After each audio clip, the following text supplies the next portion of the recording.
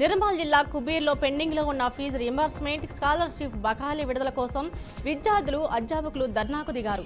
ప్రధాన రోడ్డుపై కూర్చుని నిరసన తెలిపారు. ప్రభుత్వం నిర్లక్ష్యంగా వ్యవహరిస్తుందని ఆగ్రహం వ్యక్తం చేశారు. తక్షణమే బకాయిలను విడుదల చేయాలని ప్రభుత్వాన్ని డిమాండ్ చేశారు.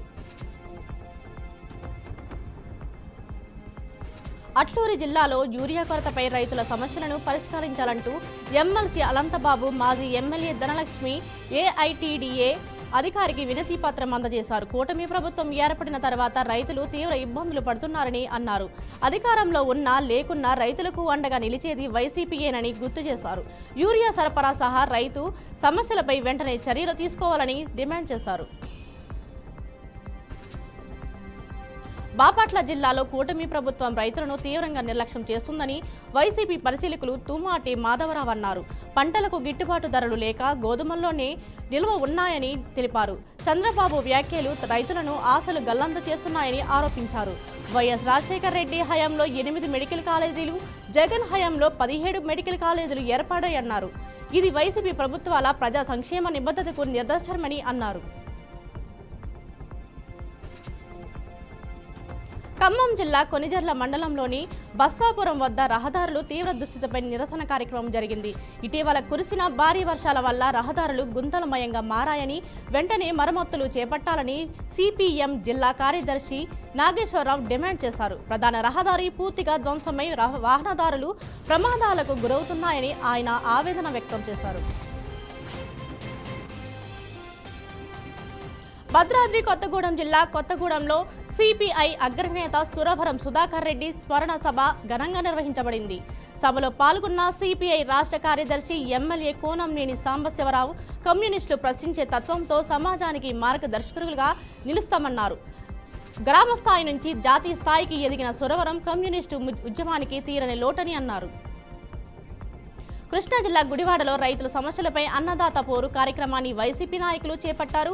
ఆర్టీవీ కార్యాలయంలో వినతి పత్రం సమర్పించేందుకు వచ్చిన నాయకులను పోలీసులు కొద్దిసేపు ఆపారు. అనంతరం వారు కార్యాలయంలో నిరసన తెలిపారు. కూటమి ప్రభుత్వం రైతులను పట్టించుకోవడం లేదని ఆరోపించారు. బ్లాక్ మార్కెట్ నియంత్రణతో పాటు ఎరువుల సరఫరా వేగవంతం చేయాలని ప్రభుత్వాన్ని డిమాండ్ చేశారు. ప్రకాశం జిల్లా మార్కాపురంలో జనసేన క్రియాశీలక సభ్యుడు అయిన ఐతా గురునాథం ఇటీవల మృతి చెందారు.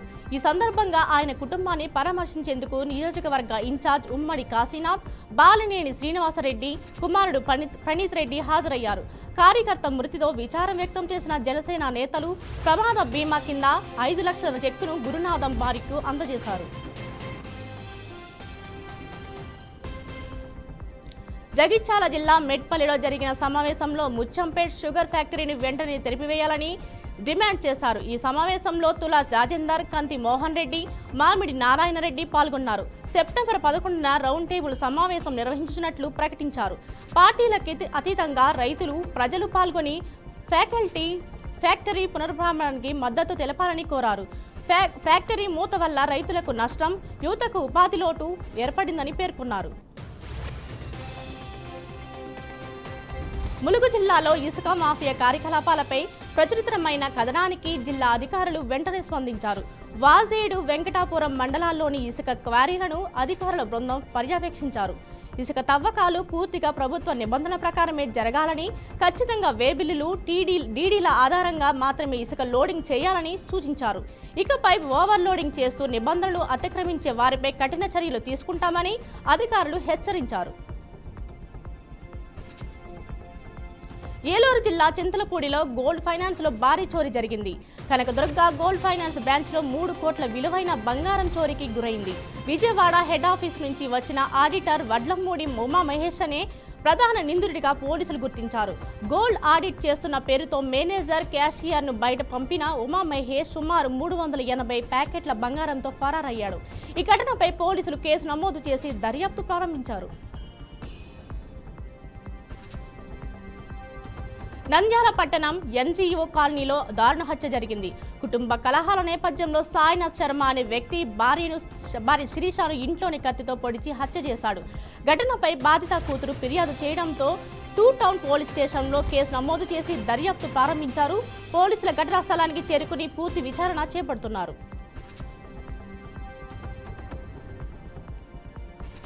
ఎన్టీఆర్ జిల్లా విసన్నపేట పోలీస్ స్టేషన్ ఎదుట బూఖ్యా పావని అనే యువతి న్యాయం కోరుతూ బైఠాయించింది. తాతకుంట్ల తండాకు చెందిన ఓడిచ్చా అని శ్రీనుతో ప్రేమలో ఉన్న పావని ఇటీవల అతని చేతిలో మోసపోయింది. విజయవాడకు తీసుకువెళ్లిన శ్రీను ప్రైవేట్ గదిలో గొడవ చేసి ఆమె ఫోన్లోని ఫోటోలు చాట్ డిలీట్ చేసి బస్టాండ్ వద్ద వదిలి వెళ్ళినట్లు ఆమె ఆరోపించింది. పావని కుటుంబ సభ్యుల సహాయంతో స్టేషన్కి వెళ్లి ఫిర్యాదు చేసిన ఆమె న్యాయం జరిగేంత వరకు స్టేషన్ ఎదుట నిలబడతానని స్పష్టం చేసింది.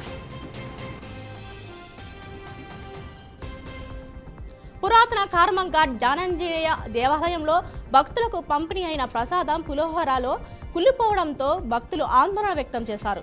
ఈ విషయాన్ని కిచెన్ ఇన్ఛార్జ్ రమాదేవికి తెలియజేయగా సమాధానాలు లేమని ధర్మకర్తలతో వాగ్వివాదం జరిగిందని సమాచారం. అలాగే దేవాలయ ఈవో లావణ్య విధులపై పూర్తిగా నిలబడకపోవడం వల్ల అనేక సమస్యలు వెలుగులోకి వచ్చాయని భక్తులు ఆరోపించారు. కిచెన్ ఇన్ఛార్జ్ రమాదేవికి సస్పెండ్ చేసి పూర్తి విచారణ జరపాలని, అలాగే దేవాలయంలో అవినీతిపై చర్యలు తీసుకోవాలని భక్తులు డిమాండ్ చేశారు. గుంటూరు ప్రభుత్వ జనరల్ హాస్పిటల్ను ఎన్డీసీసీ బృందం సందర్శించి తురకపాలెం బాధితులకు అందుకున్న చికిత్సలపై సూపరింటెండెంట్ రమణ, డిఎంహెచ్ఓ విజయలక్ష్మితో వివరాలు తీసుకుంది. ల్యాబ్ మరియు రక్త పరీక్ష ఫలితాలను పరిశీలించిన బృందం సంతృప్తి వ్యక్తం చేసింది. ఈ బృందంలో doctor Hemalatha, medical education director Praveen Kumar ఉన్నారు.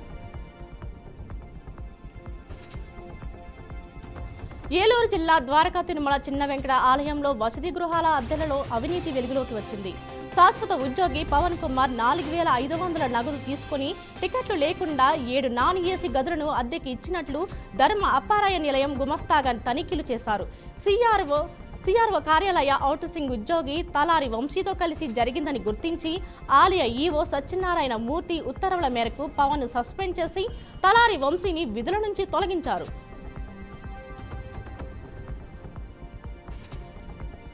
అన్నమయ్య జిల్లా రాయచోటి కలెక్టరేట్ వద్ద జరిగిన అన్నదాత పోరు కార్యక్రమంలో భారీ సంఖ్యలో రైతులు పాల్గొన్నారు. యూరియా బ్లాక్ మార్కెట్ను నిరోధించి రైతులకు సరఫరా చేయాలని, పంటలకు గిట్టుబాటు ధర ఇవ్వాలని రైతులు నినాదాలు చేశారు. అనంతరం కలెక్టర్, జాయింట్ కలెక్టర్, డిఆర్ఏఓలు లేని కారణంగా డిమాండ్లను ఏఓ నాగభూషణ్కు వినతి పత్రం ద్వారా సమర్పించారు. ఈ కార్యక్రమంలో మాజీ ఎమ్మెల్యేలు, మున్సిపల్ చైర్మన్, పార్లమెంటరీ పరిశీలకులు, పార్టీ నేతలు పాల్గొన్నారు.